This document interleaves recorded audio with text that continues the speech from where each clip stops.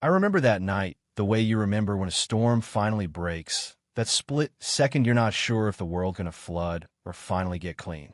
It was late hell. I just finished a 14-hour shift crawling up and down the interstate, picking up the pieces after a jackknifed semi turned two sedans into scrap and left me with the stink of diesel and blood in my nostrils.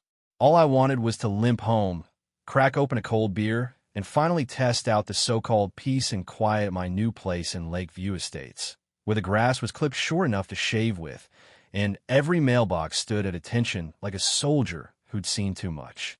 I wasn't there for the rules or the neighbors' approval. I was there for the lake and the hope I could finally sleep.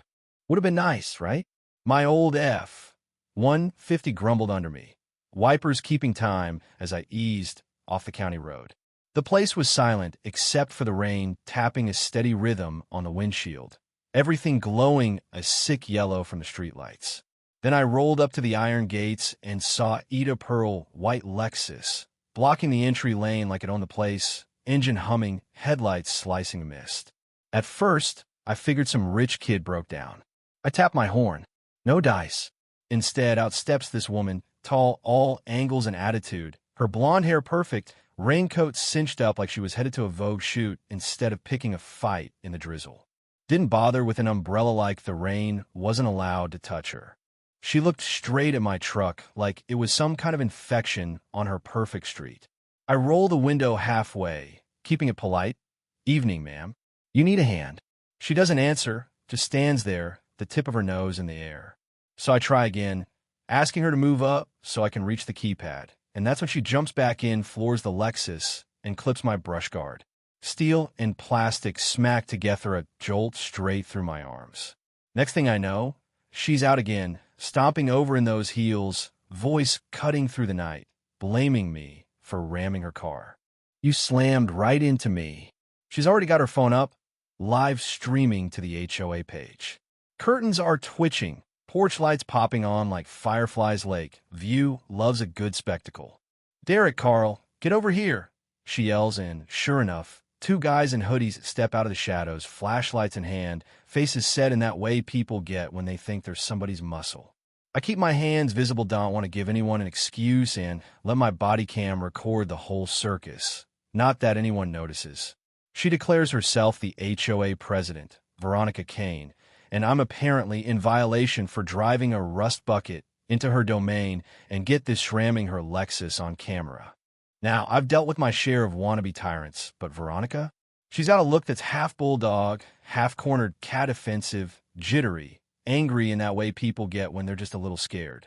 She jabs a finger in my truck, demanding I pay up and get out before morning, the rain turning her words to steam. The two goons start circling, waiting for a nod, flashlights glancing off my tires, my face. I stand there and let the silence work, arms resting on the open door, cap dripping. Then comes her masterstroke. Still on camera, she drags her own fingernails down her wrist, hissing like I grabbed her, then shoves the bleeding scratches at her phone. "He grabbed me," she screams. I don't move, just point at the little body cam blinking on my shirt. "Careful," I say. Derek hesitates, but Veronica plows ahead, has her crew document damage to her Lexus and my truck, whispering about a legal window tint and calling for a tow.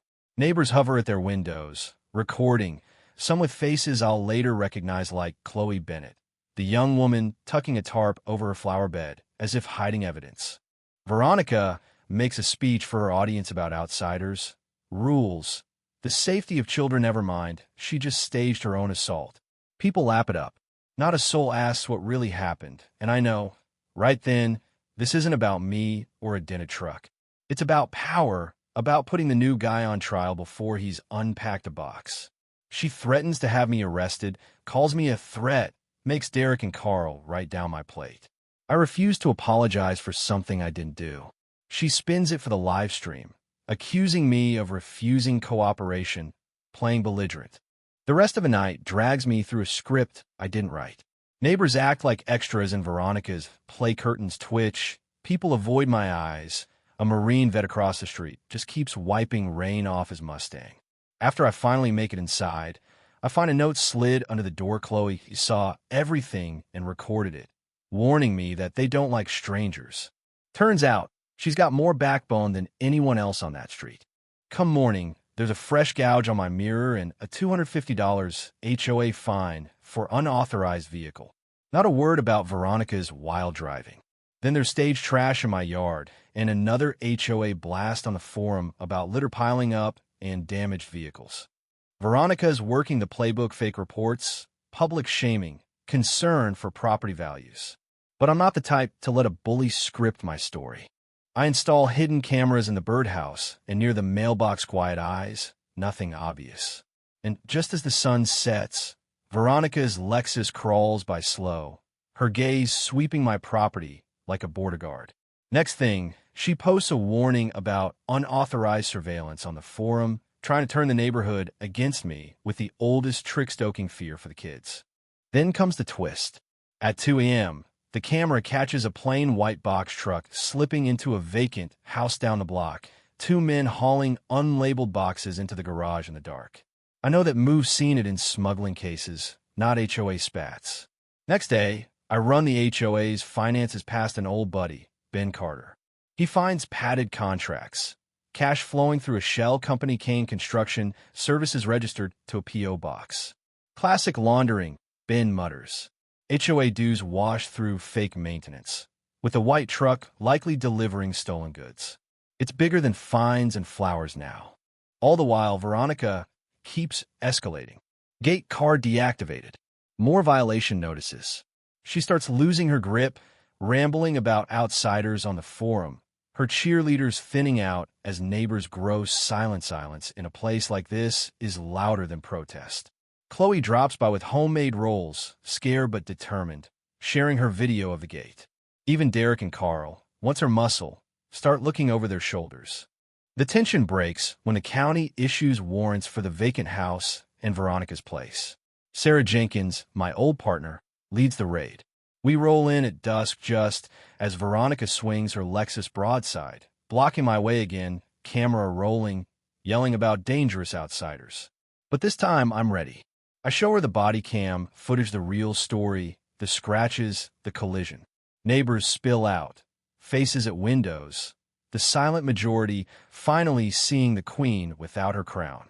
She snaps, rams my truck again, shatters her own headlight, this time in front of deputies in a street full of witnesses. I arrest her for assault with a deadly weapon. As the blue and red lights flicker over perfect lawns, deputies search the vacant garage, finding it stacked with stolen electronics. Every box a receipt for a bigger crime. Richard Kane, her husband, comes out in cuffs too. Derek and Carl admit to staging trash, faking complaints, all of Veronica's command. Neighbors huddle on driveways, some relieved, some ashamed, some just stunned. Chloe stands by, finally at ease, watching the tyrant's rule end. Mr. Peterson, the Marine, tips his head. Small sign, but enough. The street that once looked so neat now glistens with rain and truth. As deputies haul away boxes and stories, I hand over the evidence: body cam, ledgers, camera feeds. This isn't just about HOA rules anymore. It's about the difference between order and control, about how fear lets bad actors turn neighbors into suspects. Funny thing is, as the cruisers pull away, you could almost mistake Lakeview for just another quiet street by a pretty lake. But the story isn't over. People will argue about what's right, about justice, about who keeps a community safe, about the thin line between leadership and tyranny. Maybe you've seen it where you live. Maybe you're living it now. So let me ask, who do you think keeps your neighborhood honest? Is it the loudest voice, or the one willing to stand up when everyone else ducks behind the curtain? Leave your take below, because there's always another story waiting behind the next closed door. And hey, if you've tangled with an HOA bully or fought for your rights in a place that forgot how to be neighborly, hit that like, drop your story in the comments, and let's keep this conversation rolling.